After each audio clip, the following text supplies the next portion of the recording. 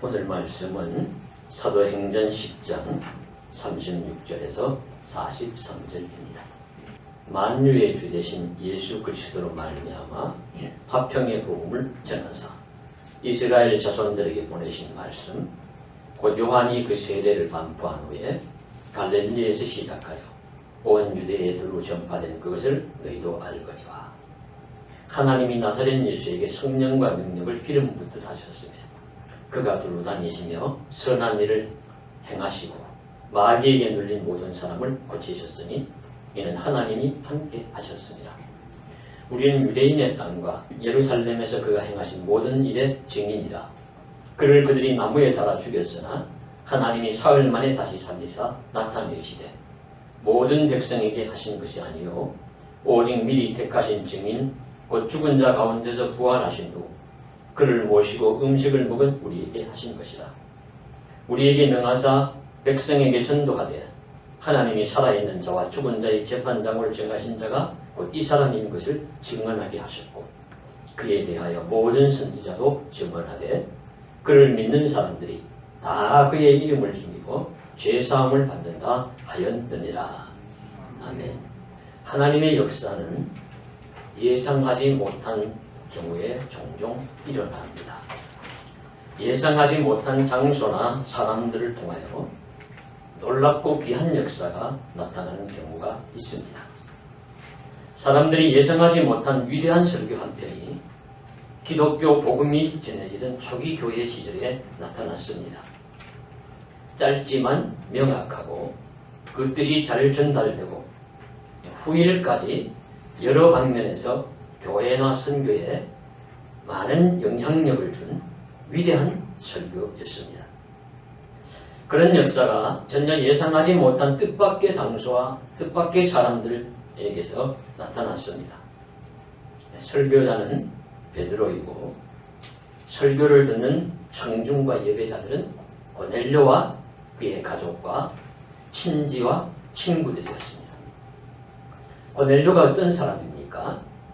고넬료는 로마 군대의 벽부장, 군인 장교였습니다. 그 고넬료가 바로는 유대 교인이었다고 보여져요. 유대 교인으로서 하나님께 기도하는데 하나님이 천사를 보내셔서 옆바에 있는 베드로라 하는 자를 초청을 해라. 그런 계시를 받는 거예요. 그 계시에 순종해서 사람들을 옆바에 베드로에게 보냈습니다. 그래서 베드로에게 우리 집으로 좀 와주시고. 그런데 베드로도 마침 또 환상을 보았죠. 온갖 부정한 동물들, 그런 곤충들 막 내려오고 잡아먹으라. 나는 부정한 건 안 먹습니다. 내가 깨끗하게 한 것을 내가 왜 부정하다 하느냐. 막 이런 이제 환상이 반복이 된 다음인지라 이방인인 고넬료가 자신을 초청했음에도 유대인들은 이방인의 집에 들어가지 않는데요. 그래서 28절 말씀해 보시면은 이방인의 집에 들어가는 것이 위법인 줄 알거니와 이 베드로가 의식했다는 거죠. 위법인 줄 알지만은 하나님이 보여주신 환상의 뜻이 혹시 이것일까 생각해서 우리 응해서 왔노라. 그래서 이제 베드로가 그 초청에 응해서 고넬료의 집에 온 것입니다. 자, 고넬료의 집에 올 때 베드로는 로마 군대의 벽부장 장교, 지배 민족의 군인이니까 나를 업신여길 거다.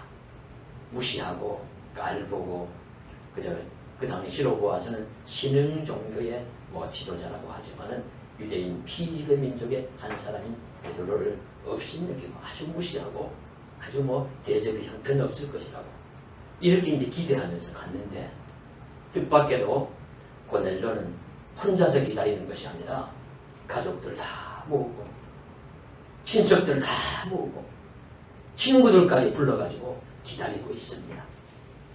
그리고 기다리고 있는 정도뿐만이 아니라 그냥 들어가니까 탁 엎드려 절을 합니다. 베드로가 깜짝 놀란 거예요. 놀라지 않겠습니까? 그래서 이 유대인인 베드로에 대해서 고넬료가 참으로 겸손한 사람이고 준비성이 좋고 성실한 사람이다. 이렇게 잘 준비를 해서 이 설교자의 마음을 감동을 시킨 거예요. 얼마나 감동받았겠어요. 온 가족 친지들 다 모아서 넓적 엎드려 절을 하면서 이러지 마시오. 나도 사람이요. 그렇게 하면서 또 사양을 하고 그러면서 이 베드로가 설교하기도 전에 자신이 먼저 은혜를 받았으리라고 보여져요. 그래서 이 베드로를 통해 가지고 그 자리에서 예배를 인도하는데 설교를 하는데 놀라운 역사가 일어난 것입니다. 내용도 중요하지만 그 결과도 성령 충만하고 그들이 세례받고 그 사건을 통해 가지고 기독교의 전파에 큰 영향력을 끼치는 일이 일어나게 됩니다. 그런데 이때 이 예상치 못한 이 이방인의 가정에서 드린 예배 그 중에 설교가 이 오늘 말씀이 유명한 설교입니다. 우린 지나쳐 넘어가지만 이 말씀을 성서학자들은 마가복음의 원본일 것이라고 봐요. 마가복음의 원본이면은 우리 복음서의 원본과도 같습니다. 또 다른 복음서는 마가복음을 기초로 해서 적었을 것이라고 보고 있기 때문에 그리고 이 마가복음의 원본이 이 사도행전 10장에 나오는 고넬료의 집에서 한 베드로의 설교니까 복음의 핵심이고 복음의 진수를 보여준다. 그렇게 우리가 깨달을 수가 있습니다. 그래서 예수님의 일생에 대해서, 예수님의 활동에 대해서, 예수님의 사역에 대해서, 예수님의 놀라운 모든 일들에 대해서 기록한 귀한 복음의 말씀이 오늘 말씀 속에 녹아 있습니다. 그래서 이 말씀을 보면서 오늘 또 복음의 핵심을 정리하는 시간을 가져보도록 하겠습니다. 먼저 오늘 말씀의 제일 첫 번째로는 하나님의 말씀, 하나님의 메시지의 특징을 이처럼 선언합니다. 36절에 만유의 주 되신 예수 그리스도로 말미암아 화평의 복음을 전하사. 만유의 주 되신 만물의 존재하는 모든 세상 만물의 주인 되신 주님이 되신 예수님을 이 세상에 보내신 하나님이 예수님을 통해서 복음을 전하셨는데 기쁜 소식을 사람들에게 전해주셨는데 어떤 소식이냐면 평화의 기쁜 소식이다. 화평의 좋은 소식이다. 말씀하시고 있습니다. 많은 가치 있는 말들이 많은데 그 중에 화평, 평화, 평안, 샬롬, 에이레네 이런 거 잘 아시죠? 피스라는 말씀으로 굿뉴스 그리고 오브 피스라는 말이죠. 평화의 좋은 소식을 전하셨다. 내용이 평화의 좋은 소식입니다. 왜 평화일까요? 이 세상에는 평화가 없기 때문입니다. 이 세상에 살고 있는 사람들에게는 평화가 없는 세상에 살고 있는 사람들에게는 평안이 없기 때문입니다. 세상을 보십시오. 평화가 어디 있습니까? 누구에게 평안이 있습니까? 부유하다고 평안한 것도 아니고 세상 권세가 있다고 평안한 것도 아닙니다. 무슨 학식이 많다고 평안한 것도 아니고 지위나 명예가 있다고 평안한 것도 아닙니다. 세상은 질병이 만연하고 사람들 서로 간에는 관계가 깨어져서 다투고 시기하고 자랑하고 교만합니다. 하루도 쉴 새 없이 무서운 사건 벌어지고 있습니다. 사람이 사람을 핍박하고 사람이 자기 스스로를 파괴합니다. 우리 한국에도 하루 수십 명씩 스스로 목숨을 끊습니다. 경제적인 압박과 생활고로 고통을 호소하며 이런저런 이념의 갈등과 생활의 불만족으로 하루도 데모 스트라이크가 없는 날이 없습니다. 이런 세상이 평화하다고 할 수 있을까요? 물론 오늘 모습만이 아니라 세상은 그런 모습입니다.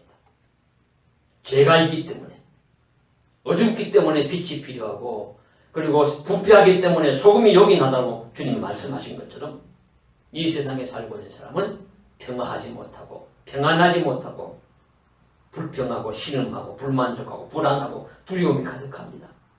이런 세상에 하나님은 화평을 평화의 복음을 전하시기 위해서 예수님을 보내셨다는 것입니다. 그래서 예수님 탄생하실 때 천사들의 찬송이 하늘에는 영광이요 땅에서는 기뻐하심을 입은 사람들 중에 평화로다. 성탄 메시지예요. 하나님의 성탄 메시지가 하나님께 영광, 땅에서는 평화, 사람들에게는 평화.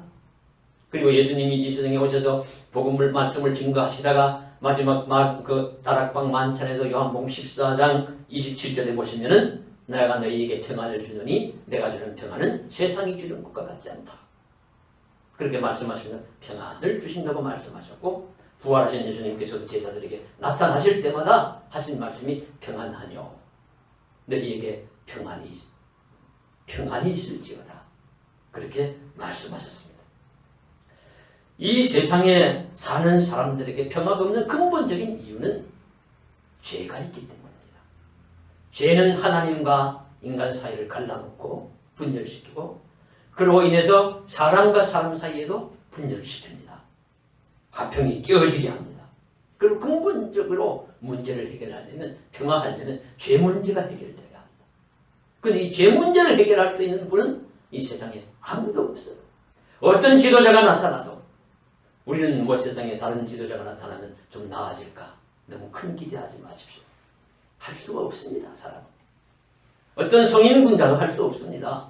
잠시 위로받을 수 있을지 모르는 유명한 스승이 나타나도 할 수 없습니다. 단 한 분, 하나님만이, 근본적으로 하나님의 아들 예수님만이 하실 수 있기 때문에 하나님은 예수님을 이 세상에 보내시는 것입니다. 그분을 통해서 세상의 평화, 죄 문제를 해결하고 진실된 진정한 평화, 화평을 이루어 주시기를 원하십니다. 그러므로 평화의 사신으로 오신 주님을 믿고 이 세상에 평화 이루어지기를 우리도 기도합니다. 죄악과 질병, 수많은 고통과 눈물로 탄식하며 신음하고 불안한 이 세상에 오늘도 오직 주 예수님으로 인한 평화의 기쁜 소식이 들려지기를 주님의 이름으로 간절히 소원합니다. 아멘. 이것이 첫 번째 메시지고요. 두 번째로는 평화의 사신으로 오신 예수님이 구체적으로 활동하신 시기와 장소는 어디냐, 무대가 어디냐. 시기는 몇 년, 몇 월, 며칠, 몇 시 이렇게 말씀하신 것이 아니라 유대인들이 통상적으로 메시아가 오시기 전에 엘리야가 먼저 올 거다. 그렇게 이제 믿고 있었거든요. 그래서 그것을 충족시키기 위해서 세례 요한을 먼저 보내신 거예요. 그래서 세례 요한이 활동하시고 이어서 예수님이 오셨다. 그래서 그 말씀을 오늘 이제 37절에 증거하고 있습니다.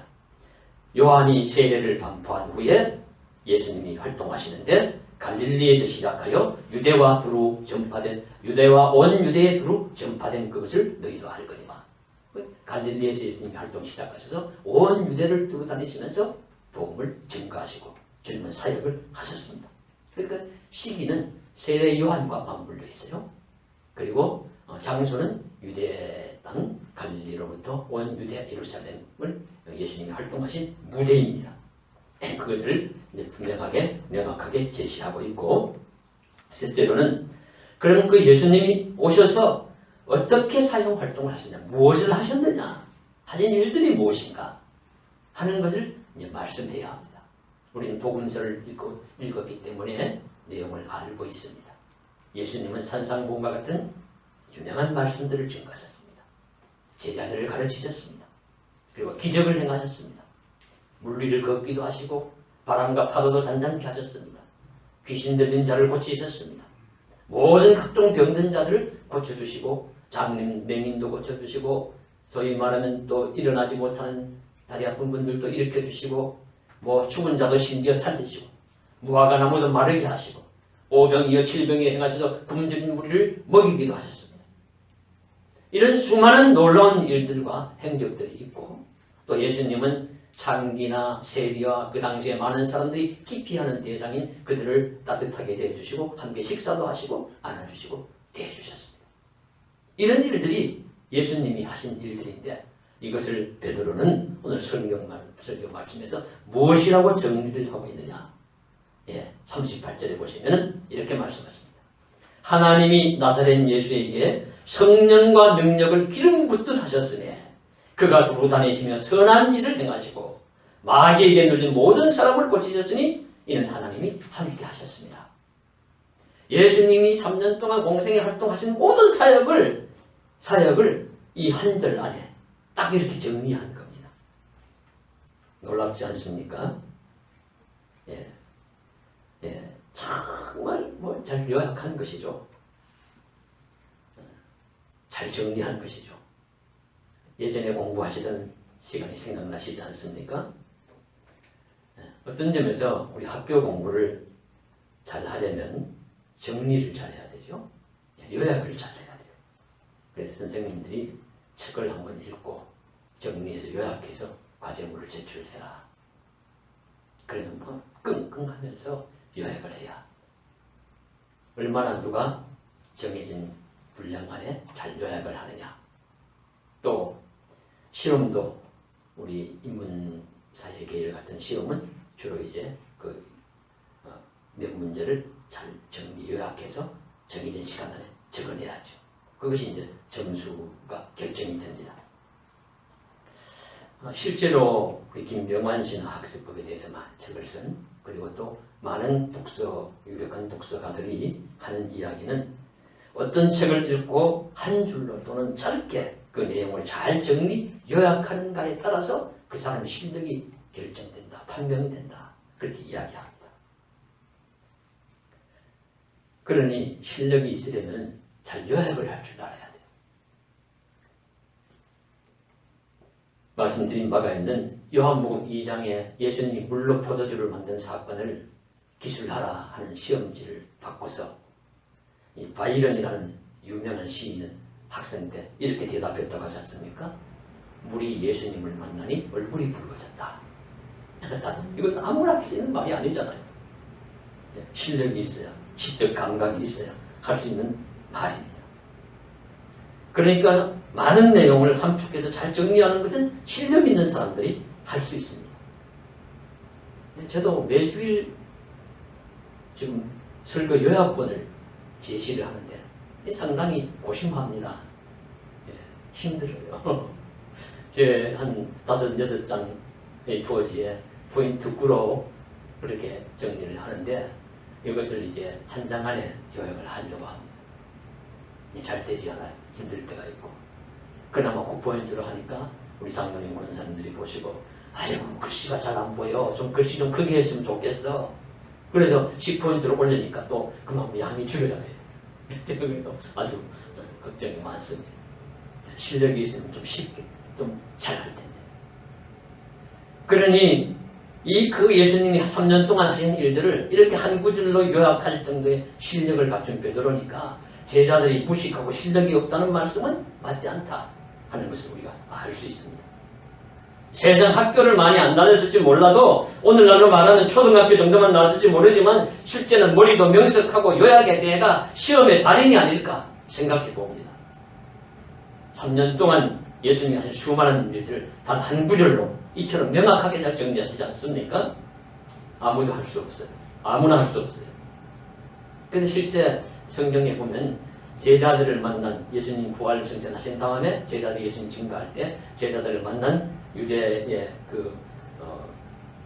당국자들이 깜짝 놀랐다는 말씀이 나오죠. 사도행전 4장 13절에 보시면 베드로와 요한이 공회 앞에 서서 묻는 말에 너무 명석하게 대답을 잘하니까 그들이 본래 학문 없는 범인으로 알았다가 이상이 이겼다. 유대 공회라고 하면 오늘날 국회와 같은 곳인데 그보다도 더 작죠. 유대 공회의원은 70명이니까 70명 대제사장, 서기관, 유력한 자들이 모인 곳인데 그곳에 불러가지고 아무 배운 것도 없는 베드로나 제자들 같은 경우에 불러서 묻고 신문을 하면 그들이 벌벌 떨고 아무 대답도 잘 못할 줄 알았는데 너무 대답도 당당하게 잘하거든요. 명석하게 잘하고 구약 성경을 근거를 제시하고 또 무엇이라고 위협을 하니까 하나님 말씀 듣는 것과 너희 말 듣는 것 어느 것이 옳으냐 이렇게 얘기를 하니까 그들이 깜짝 놀라는 거예요. 여러분 이런 말씀을 통해서 사실을 통해서 알 수 있는 것이 무엇입니까? 예수님을 잘 믿으면 사람이 상당히 똑똑해질 수도 있다 하는 것입니다. 이건 사실입니다.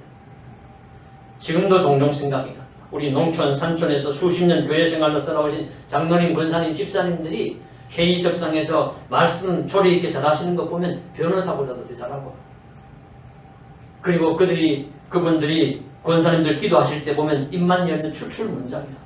원고 안 써도 얼마나 줄줄줄줄 기도 잘 나오시는지 보면은 이게 다 예수님 오랫동안 믿으시고 성경 말씀 많이 읽으시고 신앙생활 잘해서 그렇게 되신 것 아닙니까? 베드로도 본래 유식한 것이 아니라 예수님 따라다니면서 배우고 성령 능력 받았으니 이처럼 유능해진 것이라고 봅니다. 이렇게 베드로는 예수님의 공생의 3년의 사역을 하나님이 성령과 능력을 기름 붓듯 하셨다. 성령과 능력을 기름 붓듯 하셨다. 기름 붓는다는 것은 어떤 직위나 권위에 대한 인정이고 충만함을 의미합니다. 그러니까 제사장에게 기름 붓고 왕에게 기름 붓고 선지자에게 기름 붓죠. 그리고 기름 부으면 충만하다는 뜻이니까 넘치게 그 직분의 권위가 있음을 인정하는 것이니까 성령과 능력으로 충만하게 하셔서 예수님은 활동하신 것이고, 그리고 당시에는 모든 병은 마귀 사탄의 영향이라고 보기 때문에 마귀를 쫓아냈다면 모든 병을 고쳤다는 거예요. 그러니까 모든 병들을 마귀에게 눌린 모든 자들을 고치시며, 그리고 예수님이 가난한 자들을 안아주고 모든 자들에 대해서 대해주신 것은 선한 일이죠. 선한 일을 행하시고, 그리고 이 모든 일들을 혼자 하신 것이 아니라 하나님과 함께 하셨다. 그렇게 표현하니까 주님이 하신 일들이 다 정리된 거예요. 예수님은 실제로 하나님과 함께 일하셨습니다. 요한복음 5장 17절에 내 아버지께서 이제까지 일하시니 나도 일한다고 말씀하셨습니다. 그래서 예수님께서도 하나님과 함께 성령과 능력을 충만하게 하심으로 일했다는 것, 그 일은 다름 아닌 선한 일이며 모든 병을 고치시는 일이었음을 깨닫고, 우리들에게도 하나님이 성령과 능력의 기름 부음이 나타나서 주께서 하신 것 같은 일들을 이어갈 수 있도록 역사해 주시기를 간절히 소원합니다. 자, 그 다음 네 번째는 예수님의 활동, 즉 이러한 예수님 사역의 절정이 무엇이냐, 클라이막스, 핵심 중의 핵심, 그것은 바로 십자가와 부활입니다. 그것을 39절 40절에 말씀하시고 있습니다. 그들이 즉 유대인들이 나무에 달아 죽였으나 하나님이 사흘 만에 다시 살리사 나타내시되 라고 증언합니다. 주님이 나무 십자가에 달려 돌아가셨고, 그리고 돌무덤의 장사니 사흘 만에 부활하심을 성경은 증언하고 있고, 우리는 그 진실을 믿습니다. 이것이 복음의 절정입니다. 따라서 설교라는 것은 우리가 볼 때는 은혜롭다, 재미있었다, 이런 얘기 저런 얘기를 많이 하지만은 사실은 설교에는 재밌는 것도 아니고 설교는 십자가 부활이 나타나야 돼요. 이게 빠지면 안 돼요. 예수님의 길은 십자가를 향한 삶이었고, 예수님의 모든 사역의 절정은 십자가와 부활을 통해서 증언이 됩니다. 그 십자가와 부활이 없으면 기독교가 아닙니다. 영혼 없는 뭔가 같아요. 반드시 십자가와 부활은 메시지 복음의 중심이 되어야 합니다. 그래서 윤리 이상, 상식 이상, 세상이 볼 때는 이상하다. 무슨 십자가, 고난받는 십자가가 무슨 대수냐? 죽은 자가 살아난다는 것이 무슨 가당한 말이냐? 이런 이야기를 하면서 기독교인을 향해서 어리석다고 할지 모르지만, 그러나 우리 기독교는 역설의 존재를 믿습니다. 그래서 사도 바울이 이미 고린도 교회에 전한 편지에서 유대인은 표적을 구하고 헬라인은 지혜를 찾으나 우리 십자가에 못 박힌 그리스도를 전하니 유대인에게는 거리끼는 것이요 헬라인에게는 미련한 것이라되 하나님을 믿는 택하심을 받은 우리들에게는 하나님의 능력이와 하나님의 지혜이니라. 십자가와 부활이 하나님의 능력과 하나님의 지혜입니다.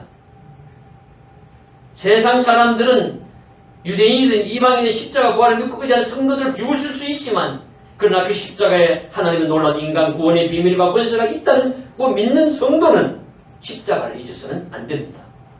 십자가는 예수님을 의미하고, 십자가는 그야말로 하나님의 능력이고 하나님의 지혜입니다. 부활을 통해서 우리는 또 영생한다는 것을 주님이 먼저 몸소 보여주심으로써 이 주님의 부활 신앙은 우리 기독교의 핵심 중의 핵심입니다.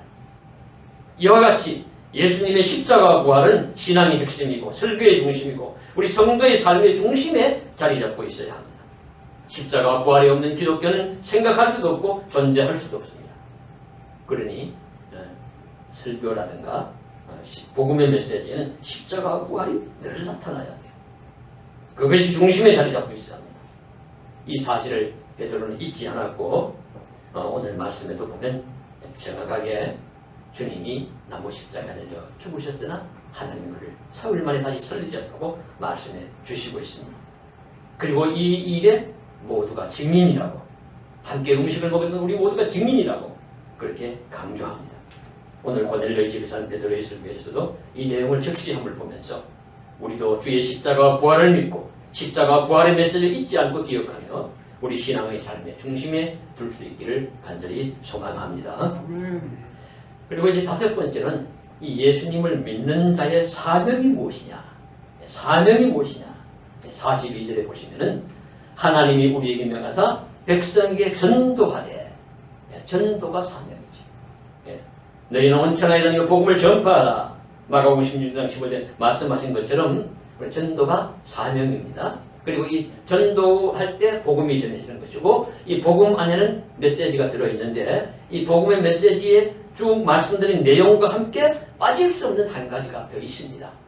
그것이 무엇이냐면 심판의 메시지입니다. 그래서 오늘 말씀해 보시면 나옵니다. 하나님이 살아있는 자와 죽은 자의 재판장으로 정하신 자가 곧 이 사람인 것을 증언하게 하셨고 재판장으로 오실 분, 심판의 주님으로 오실 분이 바로 이 사람 예수다 라는 것을 증거를 합니다. 그래서 이 복음의 메시지 안에는 심판이 들어있습니다. 산자와 죽은 자의 심판주의심을 선언해야 합니다. 그래서 복음의 내용에는 그저 기쁜 소식, 즐거운 소식만 있다고 해서 저절로 모든 것이 되는 것이 아니라 완성되는 것이 아니라 반드시 심판의 메시지가 있어요. 이유가 있습니다. 우리가 살아가는 세상은 죄악과 어둠이 만연합니다. 복음을 듣는 사람들도 고넬료처럼 겸손하고 진실하게 받아들이는 사람도 있지만은 완악하고 거부하고 조롱하며 고집하며 계속해서 죄와 사망의 길을 걸어가는 사람들도 많습니다. 구원받아 마땅한 시온성도 있지만 멸망받아야 마땅한 소돔과 고모라도 있는 것입니다. 그런 사람들에게는 심판이 있음을 전해주어야 합니다. 그래서 예수님도 심판에 대해서 말씀하셨어요. 그래서 마지막에 마지막 때가 되면 곡식도 거두면은 마지막 때가 되면 어떻게 하느냐? 알곡과 가라지를 구분해가지고 알곡은 창고에 들이고 저장을 하고 가라지는 불에 태워버리지 않느냐? 마찬가지로 이 세상 끝날에도 그런 심판이 나타나서 하나님 믿지 않고 불신하며 살아가며 죄악을 계속 저지르는 자는 가라지처럼 불에 태워져서 사라지는 것이 그런 영벌을 받을 것이라고 주님도 말씀을 하셨습니다. 예수님 자신이 심판주로 오실 것을, 세상을 마지막 심판하러 오실 것을 예수님 자신이 선언도 하셨습니다. 마가복음 14장 62절에 내가 그니라 인자가 권능자의 우편에 앉은 것과 하늘 구름을 타고 오는 것을 너희가 보리라. 심판의 주님으로 이 세상에 오실 것이다. 이 심판을 말씀하신 겁니다. 그리고 로마서 6장 23절에 바울은 제2의 삭선 사망이요 하나님의 은사는 그리스도 예수 안에 있는 영생이니라 말씀 분명하게 하셨습니다. 그래서 심판은 무서운 벌을 의미하기도 하지만 그것만은 아닙니다. 심판이 있다는 것은 의롭게 살면서도 고통받고 세상의 악한 자들의 형벌에 눌려서 살고 그런 복음을 전하면서 주를 위해 살지만 불의한 권세 아래서 눈물을 흘리는 사람들에게 이 심판은 기쁨의 소식이고 소망의 소식입니다. 오늘 힘들고 다 고통스럽게 억눌려 살아가는 사람들이 심판이 없다고 하면 절망할 수밖에 없어요. 심판이 있어야 하는 것입니다. 1945년 일본의 패전과 한국이 우리 민족의 해방의 기쁜 소식이듯이 우리 하나님의 심판이 있다는 것이 우리의 소망이 되고 역시 기쁜 소식이 되어야 합니다. 그래서 이 심판의 메시지가 모든 영혼이 예수 앞에서 심판받을 것이라는 것을 우리가 깨달아야 되고 그래야 사람들이 거룩한 두려움을 가질 것입니다. 죄를 미워하고 의를 사랑하며 살아갈 수가 있습니다. 이 소식을 듣고 죄악 속에 빠진 사람들이 돌아오기도 하는 것입니다. 따라서 심판이 없는 복음은 복음이 아니라고 할 것입니다. 주님은 우리들에게 복음을 거부한 자들에게 심판의 저주를 표보라고 말씀하시는 것은 아닙니다. 그래서 우리는 마음이 상하고 화가 나면 저 죽어야 할 마귀의 자식들 지옥불에나 들어가라 이렇게 저주할 수 있지만은 그렇게 하시는 게 아니에요. 그보다는 안타까움에서 저 불구덩이로 들어가면서도 알지 못하고 죽어가는 불나방처럼 살아가는 사람들에 대한 안타까움에서 심판이 있음을 말하고 바로 예수님이 참된 심판주라는 사실을 전해서 한 사람이라도 그들이 그곳에서 빠져나와 돌아오도록 하기 위해서 심판의 메시지를 전하는 것입니다. 바로 예수님이 참된 심판주라는 사실을 전하라는 것입니다. 그래서 마지막 한 사람까지도 주님은 구원받기를 원하시고 우리는 그 사건에 동참합니다. 우리도 심판이 있음을 늘 의식하며 살면서 그리고 세상 끝날에는 주님이 이 세상의 모든 사람들에게 심판하실 것입니다. 그러니까 믿으면서 또 그때는 우리에게 형벌의 날이 아니고 사망과 애통하는 날이 아니라 우리에게 기쁨과 감사의 날이 되는 은혜의 복된 날이 되는 그런 날이 되기를 또 주님의 이름으로 간절히 소원합니다. 마지막으로 설교에서는 영적인 메시지로 결론을 맺습니다. 43절에 보시면 그를 믿는 사람들이 다 그의 이름을 힘입어 죄사함을 받는다 하였느니라. 결국 오늘을 살아가는 사람들에게 가장 절실한 핵심 문제는 죄 문제를 해결받는 것입니다. 예수님이 세상에 오셔서 하신 모든 선한 일들을 하심도 사람들로 죄사함 얻게 하기 위함이시고 그 무서운 십자가를 아픈 십자가를 지시는 것도 죄사함을 위해서 지신 것이고 영광과 부활의 주님으로 오셔서 세상에 심판하신 것도 모든 죄를 소멸시키시고 하나님 영생을 얻고 의롭게 하시고 죄 문제를 해결하시기 위해서 부활의 주님으로 또 오시는 것입니다. 그러므로 모든 것이 중심은 죄를 사함받는 것에 달려 있습니다. 죄 사함을 받으면 구원받고 영생 얻고 하나님의 은혜에 성복된 사람으로 살아갈 수가 있습니다. 이 길은 오직 주 예수를 믿음으로 그 이름을 힘입어 얻는 길임을 마지막으로 다시 한번 선언하는 것입니다. 이게 얼마나 놀라운 말씀입니까? 얼마나 정제되고 명확하게 제시된 복음 메시지입니까? 말씀을 결론적으로 요약하겠습니다. 베드로가 이처럼 말씀을 전했을 때 정말 놀라운 일이 벌어졌는데요. 성령이 확 내려오세요. 몸에 느낄 정도로 눈에 보일 정도로 말씀을 듣는 사람, 모든 사람들에게 성령이 내려오니까 다들 깜짝 놀랐어요. 그래서 그 자리에서 성령을 이렇게 충만하게 부어주시니 세례를 주는 것을 누가 그 말이요. 그 자리에서 베드로와 함께 유대인 크리스천들이 그 이방인들에게 세례를 주고 이제 그들이 모두 그리스도인들이 된 것입니다. 이 사건이 누구보다도 베드로 자신에게 큰 충격이 되었습니다. 자신의 입술로 전해진 말씀도 그러하거니와 나타난 성령 충만함, 이방인들이 세례받은 다른 장소 다니고 이방인의 가정에서 이방인들이 모인 장소에서 설교를 했는데 이런 역사가 일어났으니까 베드로 자신이 충격을 받고 이 사건은 후일에 베드로의 생각과 행동을 결정하는데 아주 귀한 근거가 됩니다.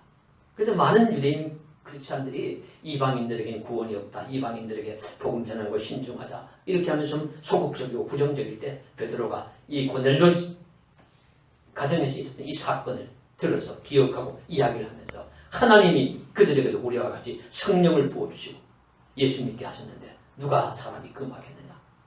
그렇게 적극적으로 이방 우리 구원 사역에 대해서 변호하게 되었고 이후에 바울과 바나바가 복음 증거하는데 제1사도로서 큰 힘이 되어 주었던 것을 우리가 봅니다.